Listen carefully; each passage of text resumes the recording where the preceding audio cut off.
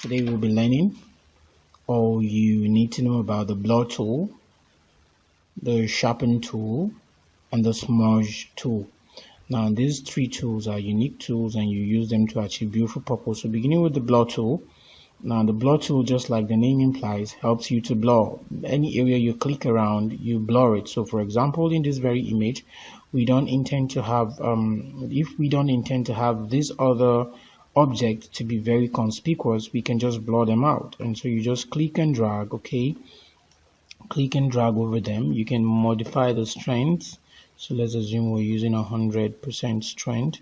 So you just click over it and it gives it the effect of the blur effect of a brush, a lens, okay, to be as though it's a lens that blurred it off.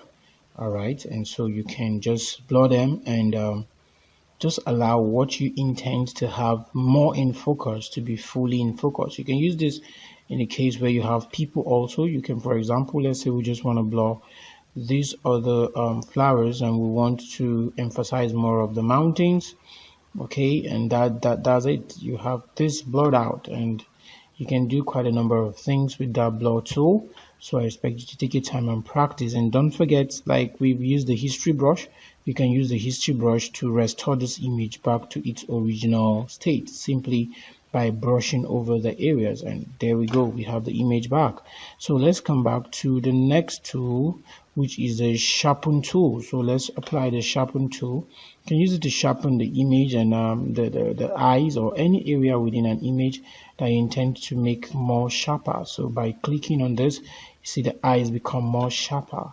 All right, so you want to do that on images where and sites or parts where you need them to be sharper. You can also try to play around with this around the edge of the image so you can make it sharper. Okay, and that is it. So you can see, let's look at before and after. You see it's sharper and more crispy.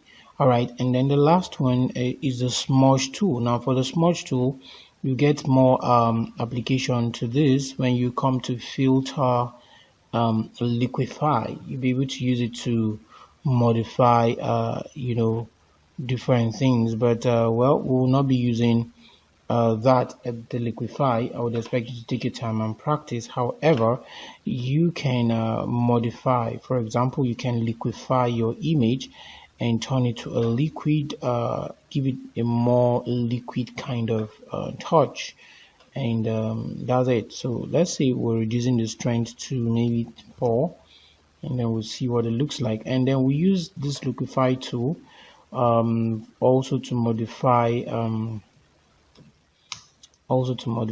maybe let's say a lady has a bigger tummy and you intend to make it smaller.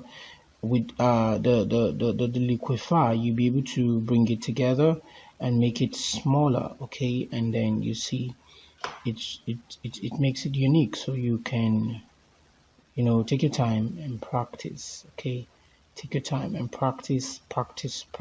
Try to look for real life situations and apply it. But let's look at the before and the after so you can see what happens.